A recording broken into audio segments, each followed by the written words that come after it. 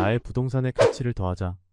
부동산 가치 TV 부가티. 안녕하세요. 부동산 가치TV 부가티 이 대표입니다. 오늘은 건물투자비법 11편 월차임 월세입니다. 월세 하면 여러분들 많이 아실 텐데 어떤 개념이 정확한 월세일까요? 사실 월세에 대해서 관리비 항목이 아닌 순수 임대차에 대한 임차인이 납부하는 임차 공간의 사용에 대한 대가로 지급하는 금액이라고 저는 정의하고 싶은데요. 즉 말씀드려서 건물의 관리에 들어가는 포인트가 아니라 말 그대로 임차 공간을 사용하는 데 들어가는 대가로 지급하는 금액이라고 보시면 될 것 같습니다. 순수하게 저희가 이제 면적당 혹은 뭐 권역별 다양한 말로 얘기하는데 평당 임대료, 그래서 몇 평에 평당 얼마냐, 그 다음에 권역별로 지역에 따라서 상권에 따라서 혹은 뭐 A급 상권이냐 프라임 상권이냐 그런 상권에 따라서, 그 다음에 층별 1층 상가냐 혹은 뭐 2, 3층 상가냐 지하 상가냐에 따라서 층별 임대료 다르겠죠. 그리고 업종별, 사실 이거는 층하고 많이 밀접한 영향을 미치는데요. 사실 뭐 고깃집이냐 아니면 뭐 배달 테이크아웃점이냐 커피숍이냐 이런 거에 따라서 임대료가 적정 임대료가 있겠죠. 그리고 계약 형태별, 그래서 5년별이냐 5년 기간이냐 아니면 때에 따라서 10년 동안 장기 계약 몇 개 들어오는 프랜차이즈 같은 형태도 있겠죠. 그리고 단기, 우리가 뭐 깔세라고 하는데 사실 이건 전문 용어는 아니고요. 6개월이나 3개월치를 전부 선납하는 선납 형태의 임대차 계약이라고 보시면 될 것 같습니다.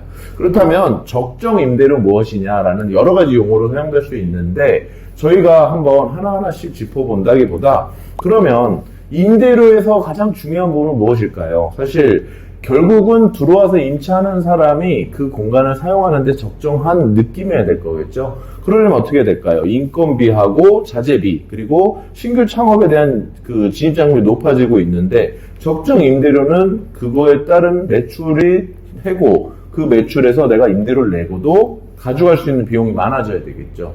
사실 최저임금이 높아지면서 일반 자영업의 앞으로의 미래는 그렇게 밝다고 보지 않습니다. 그래서 사실 무인점포라든지 그 다음에 계산대를 많이 이렇게 변형시키든지 지금 새로운 형태로 좀 바뀌고 있고 미리 뭐 선결제라든지 주문만 배달만 받는 형태도 있고 다양하게 하고 있는데 앞으로 점점 이런 그 트렌드 리테일에도 지금 많은 트렌드가 일어나고 있죠. 그래서 그런 부분들에 대한 놀추토라든지 유동인구가 적정하게 받쳐주면서 임대료가 올라가 줘야 되는데 건물주 입장에서는 그냥 어떻게 생각하시냐면 시간이 지났으니까 5% 나는 올려야 되는 거 아니냐라고 생각한다면 그 업종을 걷어낼 수 있는 업종 그렇게 많지 않거든요. 그래서 그런 부분들까지 서로 적정하게 균형을 맞추는 것이 제일 중요하다라고 보고 있고요. 말씀드렸듯이 지나친 임대료는 무엇으로 이어지냐면 젠트리피케이션으로 이어집니다. 젠트리피케이션은 아까 말씀드렸지만 임대료를 내고 나면 수익이 나지 않으니까 공실화되는 현상이고요. 장기 공실로 인하면 결국은 어떻게 되겠죠? 주변의 건물들에 더 싼 곳이 있으면 그걸로 간다든지 아니면 지역이 조금 더 가까운 곳이지만 임대료가 조금 더 저렴한 곳이 있다면 그쪽으로 가겠죠. 그래서 저희가 예전에 압구정 로데오가 떴다가 뭐 가로수길이 떴다가 지금은 다시 로데오 쪽이 떴다가 또 뭐 이렇게 세로수길이 뜬다든지 뭐 이런 얘기들이 있죠. 그래서 그런 부분들이 결국은 젠트리피케이션 다음에는 장기 공실, 그리고 장기 공실은 결국은 추가 공실을 만들어내고 상권의 초토화를 만들게 됩니다. 그래서 무슨 길에 몰락 이런 저희가 기사들 만나면 상당한 노력과 시간이 필요하고요. 임대인들도 장기적으로 경제적인 손실도 같이 보시면서 다시 그 임대료가 적정 수준까지 떨어지면서 뭔가 활기를 차는 업종이 들어와야 될 때까지 적어도 3년에서 5년 정도의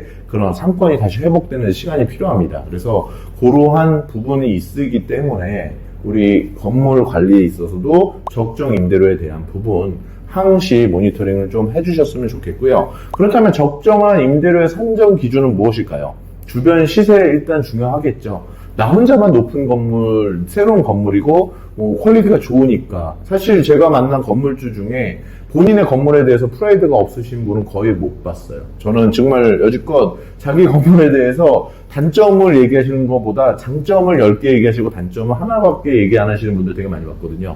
하지만 저희가 볼 때, 객관적으로 볼 때 주변의 어느 건물보다 이 건물이 가지고 있는 장점은 무엇이다라는 거 말씀드릴 수 있거든요. 그래서 그러한 부분들을 귀담아 들으시고 조금 그런 부분에 있어서 약간의 임대료를 조금은 버퍼를 두시는 분이 결국은 공실 없이 관리를 잘 하시는 거고요. 지나치게 또 낮게 주셔서 다음에 들어오는 업종이 새롭게 들어오기 어렵거나 혹은 그때 뭐 이런 얘기가 저런 얘기가 나오는 경우도 있긴 하지만 그런 부분들에 있어서 지나친 임대료는 좀 부담이 된다. 그리고 노출도하고 유동인구 매우 중요한 포인트입니다. 그래서 노출도하고 유동인구가 나오지 않는데 무리한 임대료를 생각하시면 사실 공실이 길어지겠죠.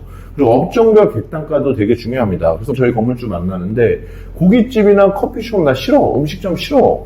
그렇게 하시는데 그럼 2, 3층에 사실 들어올 업종이 많지가 않거든요. 그렇다고 또 뭐 헤어나 타투 미용 넣으면 물이 뭐 하면서 막히고 뭐 냄새 나는 거 뱉고 뭐 이래서 싫어. 이러면 결국은 본인의 업종에 그 건물에서 할 수 있는 장사할 수 있는 게 거의 없게 돼요. 그러면 사무실을 들어오실 분이 그 비싼 임대료를 내고 들어오지도 않을 텐데 그런 생각들 하시는 경우도 간혹가다 같습니다. 그래서 너무 업종별로 가려받는다든지 혹은 좀 적정한 관리가 될 수 있는 업종 혹은 추후에 그런 부분에 대해서 어떤 처리를 하게끔 하지 않고서 무조건 업종 제한을 거시는 거는 별로 좋은 방법은 아니라고 생각하고요. 공실을 최소화하기 위한 노력도 좀 해주셔야 된다라는 거. 그리고 1층에 지나친 편중은 사실 독이 됩니다. 그래서 1층에서 건물에서의 절반 이상의 임대료를 내게 되는 경우에 그 1층에서 되게 큰 부담을 갖겠죠. 그래서 결국은 그 1층이 비어버리고 그 위층까지 연쇄적으로 비어버리는 그런 경우도 많이 봤습니다. 그래서 현명한 건물주 저희가 말씀드리는데요. 1층에 좋은 업종을 유치하기 위해서 적극적으로 노력하시는 분, 그리고 1층 좋은 1층을 통해서 이 위층에 더 연결된 그런 혹은 활성화될 수 있는 임차를 유도하거나 혹은 1층이 2층까지 쓰게끔 할 때 인센티브를 부여하는 건물주, 그리고 계약 초기에 렌트 프리 혹은 임차료 일부 보존하고요. 일정 기간 후에 임대료 인상을 계약에 미리 명기하셔서 초반에 사실 장사하다 보면 인테리어나 뭐 프랜차이즈 가입하고 직원 뽑고 하면 초반에 투입비가 많이 들어가거든요. 그런 부분들을 조금 배려해 주시는 건물주도 봤습니다. 그리고 영업에 필요한 각종 지원 및 편의시설을 제공. 그래서 사실 테라스라든지 외부 공간에 뭔가 배너를 설치할 수 있는다든지 그런 공간들 지원해 주시는 건물주하고 절대 그건 안 된다 하는 건물주하고는 임차인들이 소문이 다르게 나요. 그리고 영업을 위해서 필요한 광고에 홍보에 필요한 적극적이고 어떤 분은 담벼락을 써도 된다. 혹은 벽면의 일부에 그 업종에 뭐 홍보를 해도 된다. 혹은 그림을 그려도 된다. 이렇게까지 하시는 분도 있는데 절대 이용하면 안 돼. 간판도 하나만 달어. 뭐 이렇게 하시는 건물주들 있겠죠. 그래서 현명한 건물주는 적극적으로 좀 지원해 주시고 나중에 보상을 받은다든지 원상회복의 조건을 거시는 건물주들이 많이 현명하다라고 저는 봅니다. 간혹 구매를 하는 등의 지속적인 관심도 좀 가져주시고 적기에 필요한 건 없는지 소통을 하시는 그런 통해서 장기 임차인 확보하시는 현명한 건물주 있겠죠. 그렇다면 여기서 많이 궁금하실 겁니다. 네, 현명한 건물주 있으면 또 반대 사이드에 계신 분 있겠죠. 그래서 대부분 이런 분 많지는 않은데 여기 하나라도 해당되면 좀 그 부분은 본인이 좀 생각하셨으면 좋겠어요. 그래서 계약만 해봐라. 그 다음에는 아무것도 안 돼 하는 그런 건물주. 그리고 월세 관리비 입금도 확인 안 하고 나중에 들어가서 한꺼번에 확인했는데 뭐가 안 돌아왔다 막 체크 안 하시고 나중에 이상한 딴소리 하시는 분, 그리고 굳이 인사도 안 하고 아예 연락도 안 하시고 뭐 이분이 전혀 나한테 관심이 있는지 없는지, 물론 상인 입장에서는 지나치게 관심은 불필요한데 너무 관심 없는 거예요. 그래서 뭐 연락해도 연락이 안 되고 아예 나가 계시고 막 이러면 정말 어떤 데 답답하겠죠, 그죠? 그리고 계약만기 임박할 때만 인상 얘기하시는 분, 그것도 일방적인 통보, 그리고 임차인들이 다 불만이 많아서 건물 자체가 자꾸 이렇게 하나둘씩 나가기 시작하는 건물은 결국은 소유주가 바뀌게 되거나 공실이 오래되더라, 이런 내용까지 말씀드렸습니다.